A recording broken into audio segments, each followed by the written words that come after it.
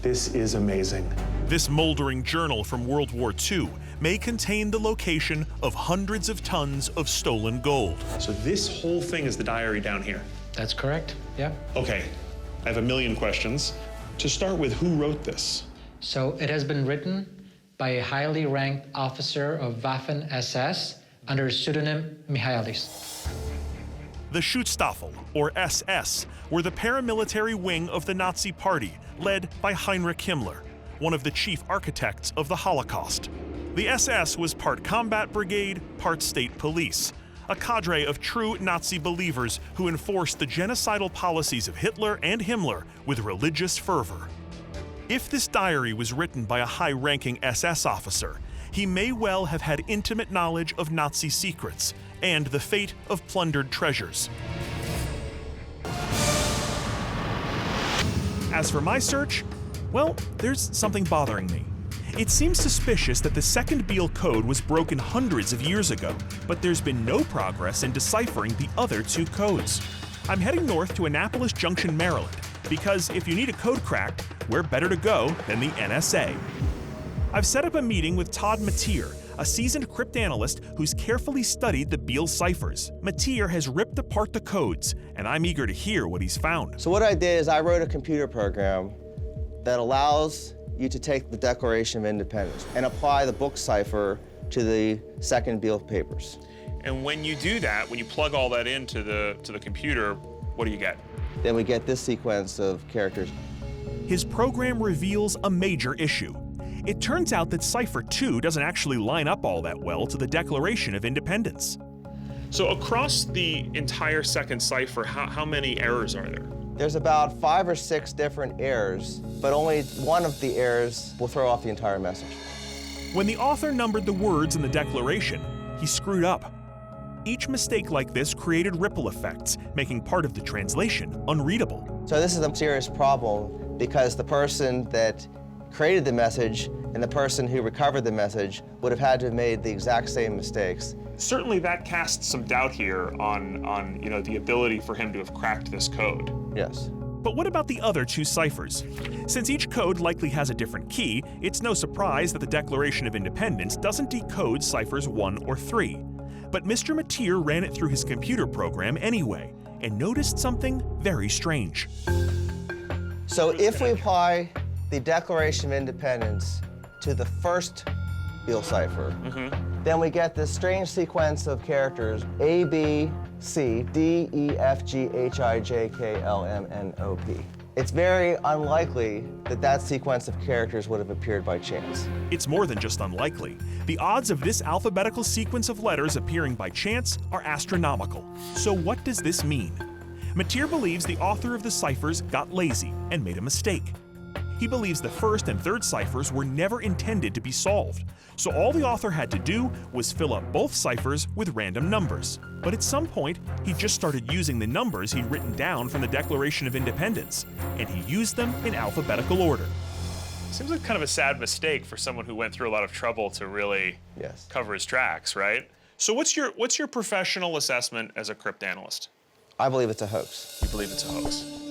And thereby meaning that the author of the papers is the same person as the person who cracked the code.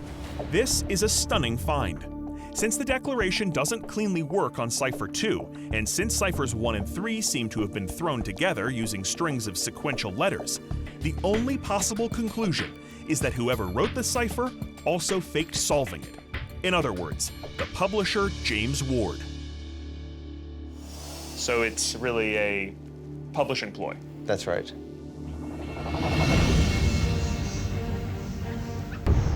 Mr. Mateer's 21st century analysis of the Beale ciphers has led us to a definitive answer. This code is a brilliant hoax. James Ward, the man who published the Beale papers, created, in a sense, a viral marketing stunt for the ages.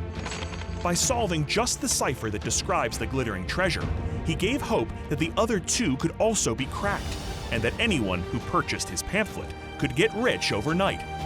No doubt that countless Beale fortune hunters, present and future, will disagree and be undeterred. And while I think that science has proved that there's no gold waiting for them in Virginia's backcountry, I don't think they'll come up empty-handed.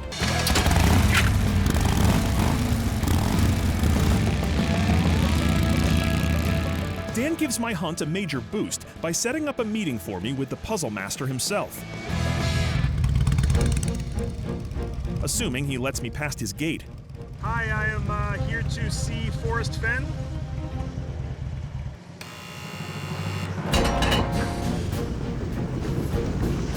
There we go. Fenn rarely meets with hunters pursuing his fortune, and yet I'm rolling up to the very spot where he assembled his treasure chest.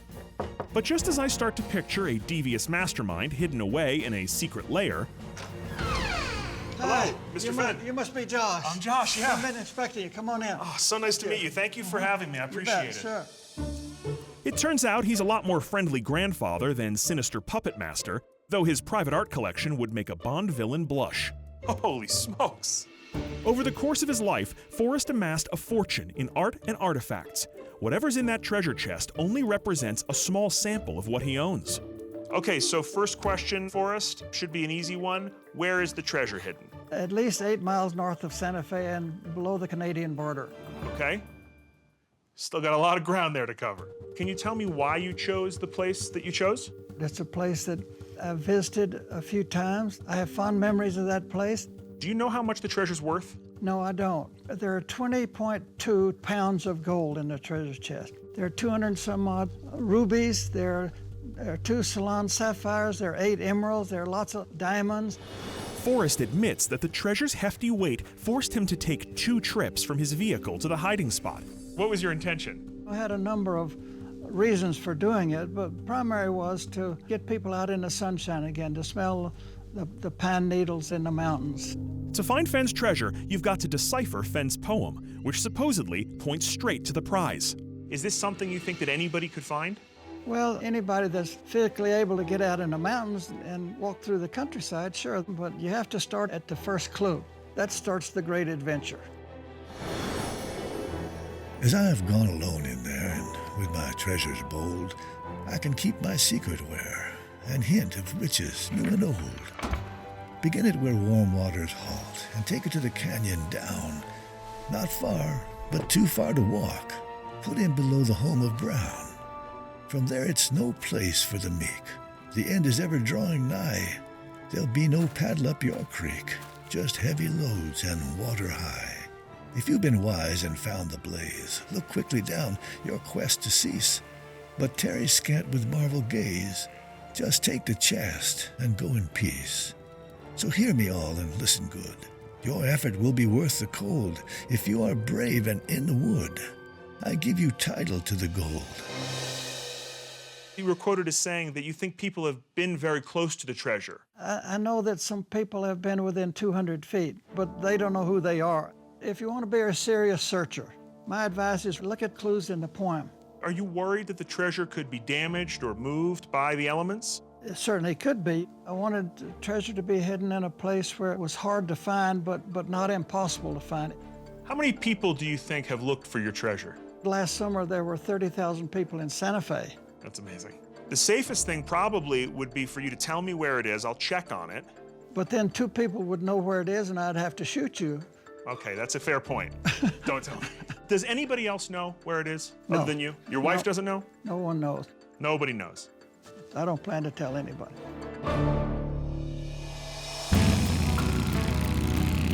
Okay, it's clear I'm not going to trick Forrest into revealing the location of his loot, but I come away from my meeting with 2 strong convictions. I now believe 100% that the treasure exists, and I'm convinced that he wants it to be found. Forrest revealed to me that the first clue is the most important. Begin it where warm waters halt. I've learned of a pair of treasure hunters who believe they know exactly where that is.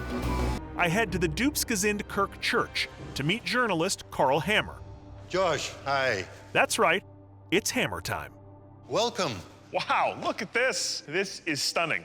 Yeah, 17th century Mennonite church right in the middle of Amsterdam. And like everything else here, Beautiful. beautiful. Okay, let's talk about this mysterious music sheet. This music sheet supposedly points to...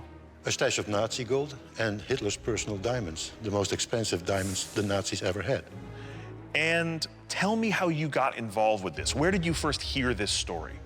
Well, I was working on another book about Nazi art theft, and this guy came up to me and he said, I have this musical sheet, which is actually a coded document drafted by Martin Bormann, Hitler's personal secretary. If Adolf Hitler was the heart of the Nazi regime, then Martin Bormann might have been its brain. A loyal servant of the party since the days before Hitler took power, Bormann rose to become the Führer's personal secretary.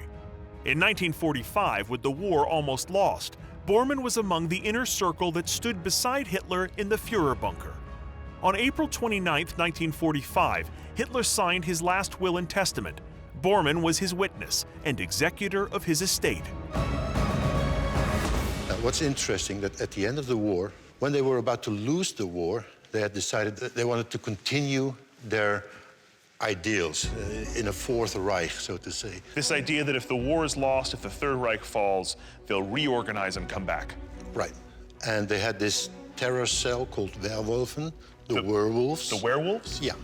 But even werewolves need money. So, according to the story, Bormann had to cover the bill. To fund that terror group, Werewolf, they needed gold and diamonds. And they had a stash placed somewhere in Bavaria. Now, Bormann needed to get a message to the south, to the leader of the werewolf group there. So he thought very cleverly, I'll have this sheet of music coded to get to that gold and to those diamonds. And he sent a clergyman down south to bring that document to the werewolves. The Nazis would allegedly use clergy to pass messages through Allied territory, since they would be less likely to be questioned and searched. But if the story is true, the sheet music was never delivered, and it sat collecting dust for over 70 years. If you want to, I can show you, because I've brought it with me. You have the original sheet music. I have the original sheet music. Yes, I would love to see it.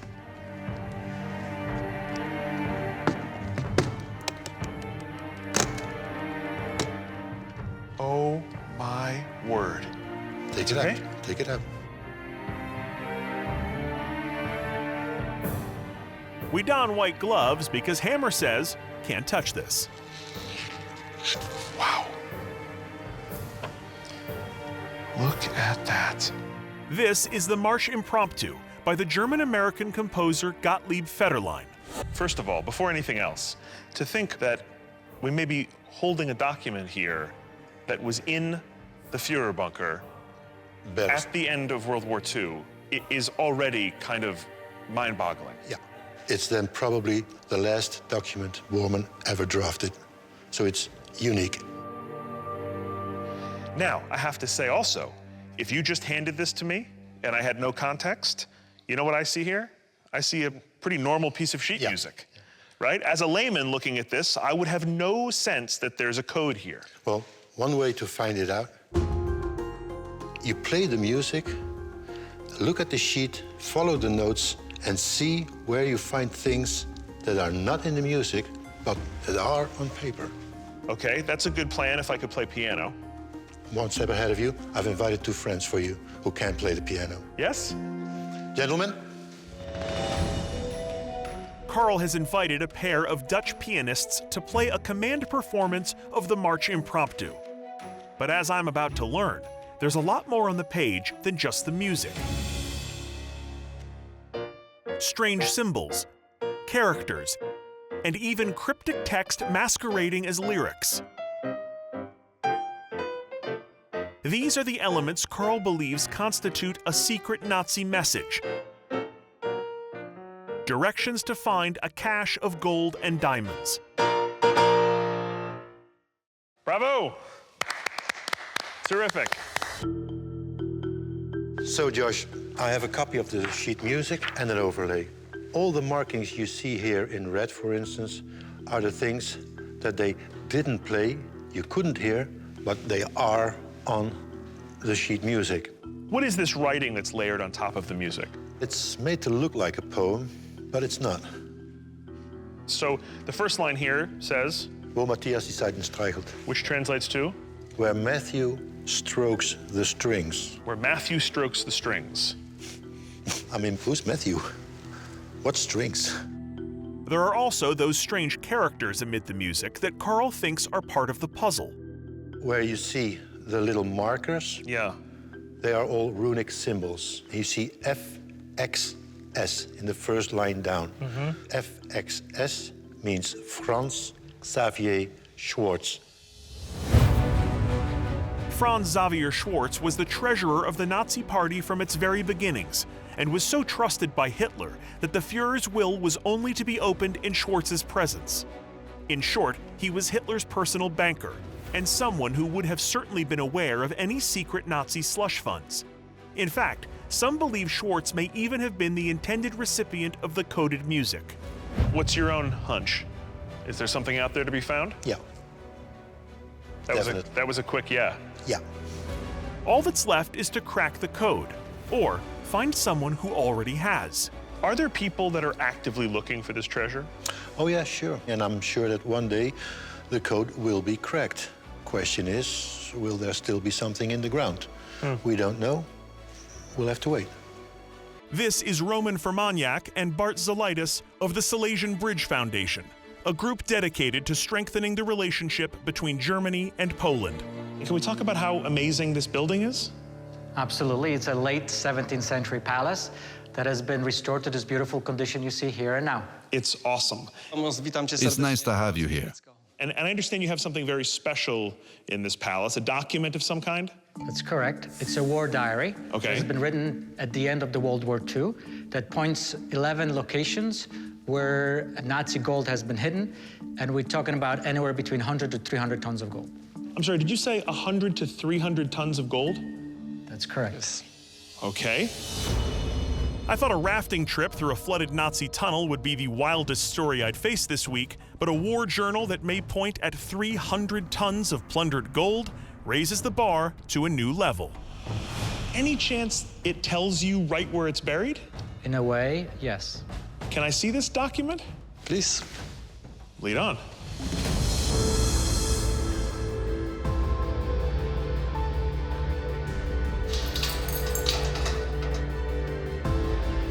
Oh, wow.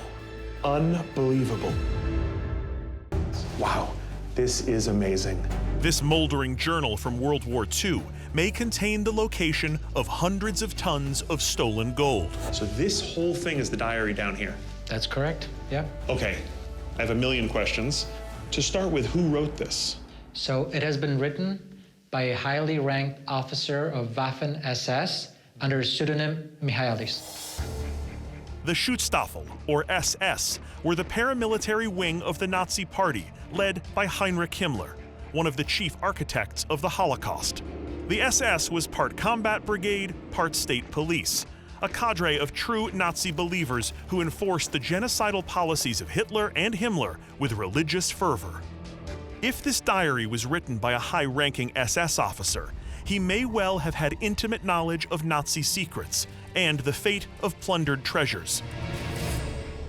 He describes a completion of a mission where they hide Nazi gold, artifacts, archival stuff. Any doubts about the authenticity of the diary? We're 100% certain it's authentic. According to Roman, the journal's age has been confirmed as authentic by a German lab. However, many notable documents from the era, like the announcement of Hitler's diaries in the early 1980s, have proven to be elaborate forgeries. As to the contents of the diary, which was donated to the Silesian Bridge Foundation by a German cultural society, the jury is out. The only way to be sure is to keep investigating. So this high-ranking Nazi officer, is he writing this diary as a personal diary? So this is an official document of establishing a new nation. Fourth Reich. Fourth Reich. Correct. So the Nazis know that the walls are closing in on them, and this is kind of an emergency measure to say, we're going to hide all this stuff so that we can come back for it later. Absolutely. Bart offers me a translation of a particularly revealing entry. So the author says, "We are grateful that Providence appointed us to safeguard the part of Germany's cultural and national heritage." Correct? According to Roman, the diary mentions 11 different places where the Nazis were, quote, safeguarding works of art plundered from across the continent, looted religious and occult objects, and, in this area, a huge stockpile of stolen gold. Okay, where? So for that, we have to look in a diary. We can actually look inside of it. Yeah?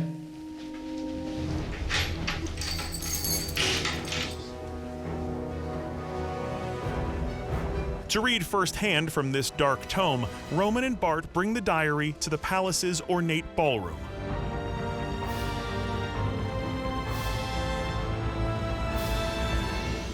Oh my word, look at that. It is all handwritten. And all in pencil. So it's very fragile. Yeah, so what do we see on this page? This is an English translation. Okay, so it says, transports to the estates of von Stein and Seidlitz. So who was Seidlitz? Seidlitz was a 19th century German general who built a palace estate nearby. And the village was named after him. And today, that village is called Minkowski, and it's 40 kilometers north from here. And then it also says the estate of von Stein. So who's that? Correct. He was the last inhabitant of the palace. He was also an SS officer. Seidlitz or Minkowski today. Are there many palaces there? Just one. Von Stein, though, wasn't living at Minkowski by himself. According to Roman, the SS used the palace as a kind of brothel away from home. Von Stein, it appears, got himself a girlfriend. Because we have a letter from von Stein, the last inhabitant of the palace, to Inga, his mistress. Long after von Stein had been erased from history, his mistress remained at Minkowski Palace. And for over 40 years, she held on to a remarkable piece of evidence. And the letter is right here. So this is the letter and a translation. This is from von Stein. So he writes, "My dear Inga, some transports were successful. The remaining 48 heavy Reichsbank chests," meaning chests of gold from the Reichsbank? Very likely, yes. 48 chests. Correct. As the war turned increasingly against the Nazis, the Reichsbank hid the country's gold reserves in a salt mine inside Germany to keep it safe from the Allies. Roman and Bart don't believe that was all of it. Not nearly. Only you know where they're located. May God help you and help me fulfill my assignment. Von Stein, February 1945. You've got an authentic World War II diary written by a high-ranking SS officer. You've got a real location, and you've got a corroborative letter. Well, what else can one want? Proof that it's all true. That's exactly what we're going to find.